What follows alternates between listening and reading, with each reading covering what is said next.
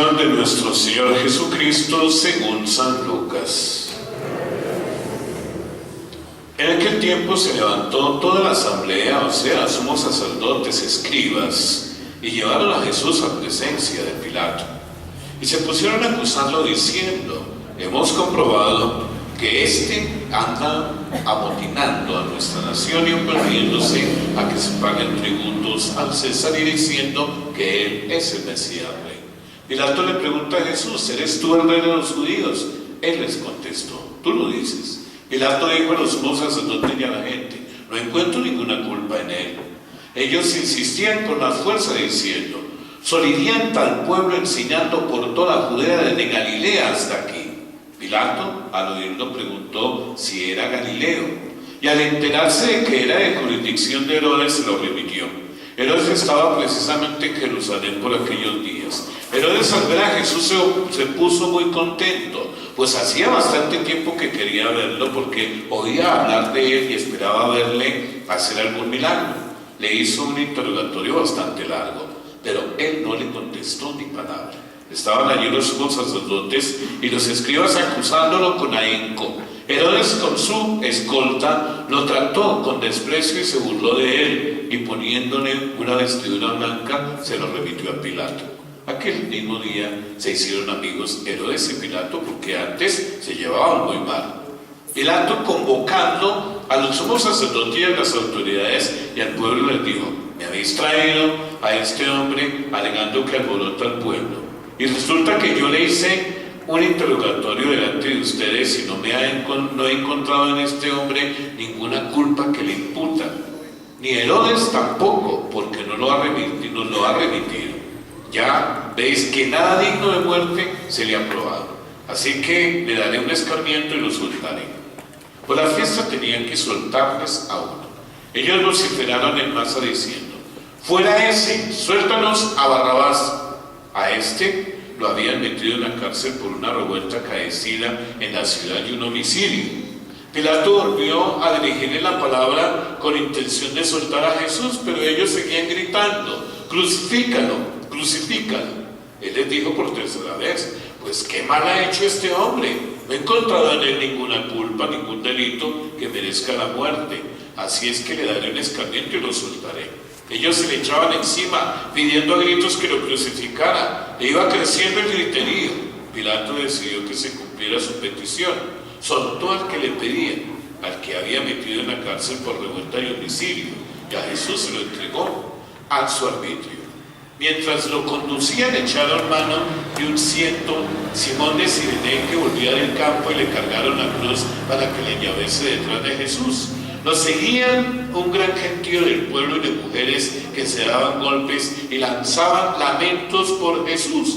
Jesús se volvió hacia ellas y les dijo: hijas de Jerusalén, no lloréis por mí, llorad por vosotras y por vuestros hijos, porque mirad que llegará el día en que dirán: dichosas las estériles y los vientres que no han dado a luz y los pechos que no han criado.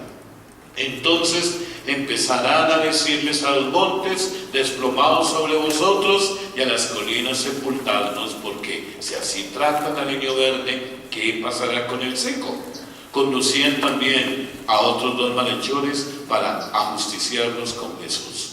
Y cuando llegaron al lugar llamado La Calavera, lo crucificaron allí, a él y a los malhechores, uno a la derecha y otro a la izquierda. Jesús decía: Padre, perdónalos, porque no saben lo que hacen. Y repartieron las ropas, echándolas a suerte. El pueblo estaba mirando. Las autoridades le hacían muecas diciendo: a otros ha salvado, que se salve a sí mismo, si es el Mesías de Dios, el elegido. Se burlaban de Jesús también los soldados, ofreciéndole vinagre y diciendo: si eres tú el rey de los judíos, sálvate a ti mismo. Había encima un letrero en escritura griega, latina y hebrea: este es el rey de los judíos. Uno de los malhechores crucificados lo insultaba diciendo: no eres tú el Mesías, sálvate a ti mismo y a nosotros. Pero el otro lo increpaba: ¿ni siquiera temes tú a Dios estando en el mismo suplicio? Y lo nuestro es justo, porque recibimos el pago de lo que hicimos. En cambio, este no ha faltado en nada. Y decía: Jesús, acuérdate de mí cuando llegues a tu reino. Jesús le respondió, te lo aseguro, hoy estarás conmigo en el paraíso. Era ya eso de mediodía y vinieron las tinieblas sobre toda la región hasta la media tarde, porque se oscureció el sol. El velo del templo se rasgó por medio, y Jesús, clamando con voz potente, dijo, Padre, en tus manos encomiendo mi espíritu. Y dicho esto, expiró. De rodillas.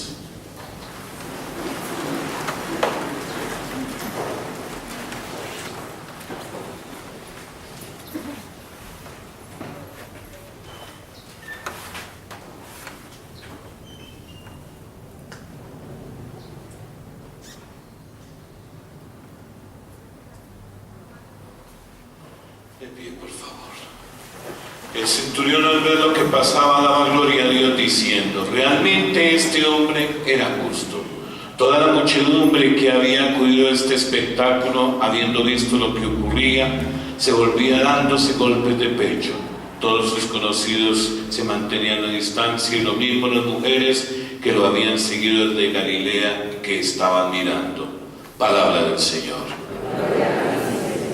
Tomen asiento, por favor.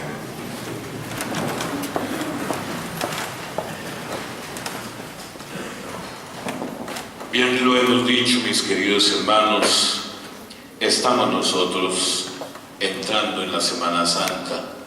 Y en efecto, este domingo de Ramos se da inicio formal a la semana de la pasión del Señor. Su persecución, su condenación a muerte ya se había estado planeando desde antes. Pero la revivificación o la resurrección de Lázaro en Betania, a poca distancia de Jerusalén, que era el centro del poder civil y religioso, podemos decirlo en nuestros términos, fue la gota que colmó el vaso, hasta el punto que inclusive consideraron dar muerte también a Lázaro, por todo lo que estaba implicando esa situación. Mucha gente seguía al Señor. Mucha gente estaba precisamente entendiendo lo que estaba pasando con Jesús. Por eso la entrada triunfal del Señor a Jerusalén, que precisamente hoy nosotros recordamos, fue un impresionante recibimiento, pues la población lo aclamó como el Mesías, el esperado por tanto tiempo por el pueblo de Israel. Por eso esta exclamación, o esta aclamación de Jesús por la mayoría del pueblo fue ciertamente provocada por el apoteísmo milagroso realizado pocos días antes, porque el haber vuelto a la vida a un muerto ya sepultado y en franco proceso de deterioro fue lo que hizo que esto se diera.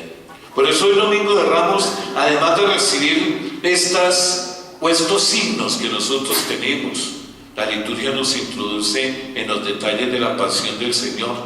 Hemos leído la forma breve, porque en efecto este año nosotros estamos leyendo esta pasión según San Lucas. Y meditar la pasión del Señor es siempre un ejercicio muy provechoso para nuestra vida espiritual, y ojalá que lo hiciéramos nosotros también. Y resulta más provechoso cuando podemos personalizar los efectos de la pasión, es decir, cuando podemos percatarnos de que cada sufrimiento del Señor fue por mí y para mí.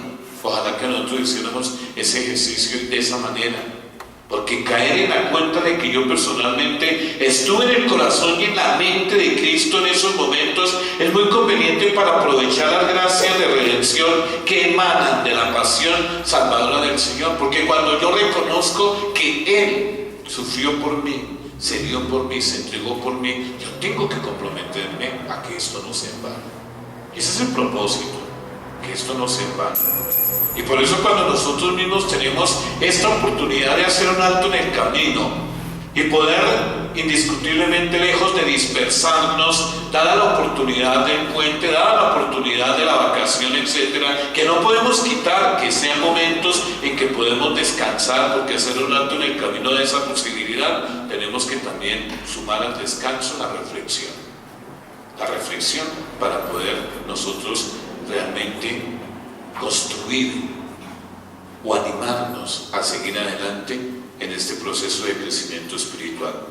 Porque parece que así lo reconoce Pablo cuando escribe en primera persona: me amó a mí y se entregó a sí mismo por mí. en la carta a los Gálatas en el capítulo 5.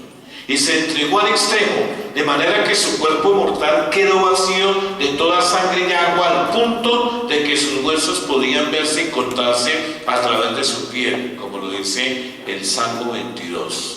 Valga esto para resumir los sufrimientos físicos extremos que padeció por cada uno de nosotros. Por eso, personalizar es importante y es apenas justo por mí, para salvarme, para pagar mi rescate. Y como leemos nosotros en la primera lectura, lo sufrió sin quejarse en ningún momento. Dice Isaías: no he opuesto resistencia ni me he echado para atrás. Ofrecí la espalda a los que me golpeaban la mejilla, a los que me tiraban de la barba. No respondí a insultos y salivazos. Capítulo 50 de Isaías. Pero quedan también los sufrimientos morales. ¿En qué medida también lo sufrió? Bastante. Para muestra, como introducción, basta con detenernos en la oración en el huerto de los olivos la noche antes de su muerte. ¡Qué sufrimiento tan atroz! Pues esa noche pudo vislumbrar en qué consistiría su pasión y muerte. Y podemos decir que sufrió su pasión por anticipado. Allí Jesús, velada su divinidad en oración ante su Padre, siente la angustia horrorosa de su próxima muerte en el mayor de los sufrimientos hasta el momento o hasta ese instante de tener que decir en su parte humana: Padre, si es posible, aparte de mí este cáliz, pero que no se haga mi voluntad sino la tuya. Por eso la medida de su dolor debe haber sido la misma medida de su amor. Y su amor es infinito y sin medida. Y pensemos solamente en que por su divinidad, aunque medio escondida en estos terribles momentos, Jesús podía conocer todas las ofensas que nosotros los seres humanos, mis queridos hermanos, habíamos hecho y habríamos de hacer a Dios desde el principio del mundo hasta el final. ¿Cómo Él cargó con todas nuestras culpas? Lo dice el profeta: deseaba entonces reparar por nuestros pecados ante el Padre, y que así quedaran satisfechas todas nuestras ofensas, porque era la única manera de volvernos a las manos de aquel de quien fuimos arrebatados por el pecado. El ofendido era Dios, los ofensores nosotros. Solo Dios hombre podía reparar las ofensas. La falta a un ser infinito por parte de nosotros los seres humanos requería, por decirlo de esta manera, una satisfacción infinita que solamente Jesús, Dios y hombre verdadero, podía dar. Y a esta carga se unía el que, dado su infinito amor por cada uno de nosotros, le invadía una mayor tristeza aún por vernos ofendiendo al Padre.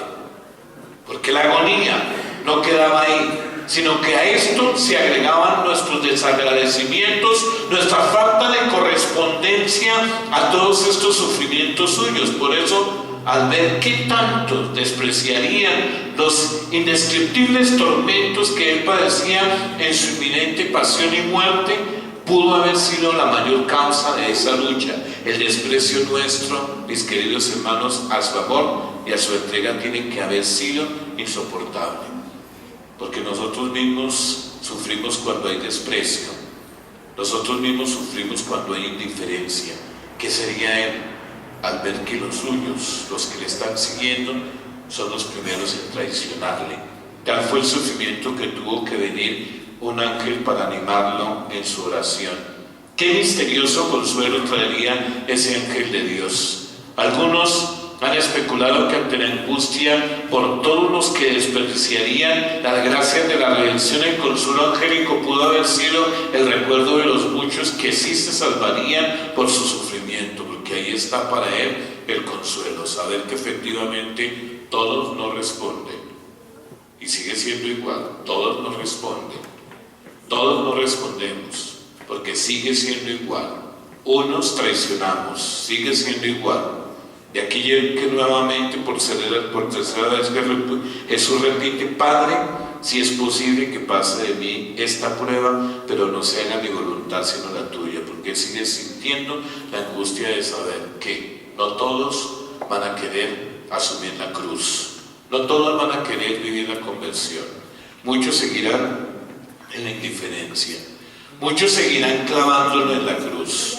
Muchos seguirán martirizándolo en sus hermanos, con la indiferencia, con la agresión, con el egoísmo, con la mentira, con la infidelidad, con esa actitud nuestra de querer dañar la honra de los demás. Por eso, mis queridos hermanos, modelo de oración para todo momento, en alegría y en tristezas, en las dificultades y cuando no las hay, para uno mismo y para los demás. Modelo de oración para poder cumplir la petición que hizo a sus apóstoles esa noche, porque a nosotros también nos toca, como modelo de oración, ese momento de Jesús.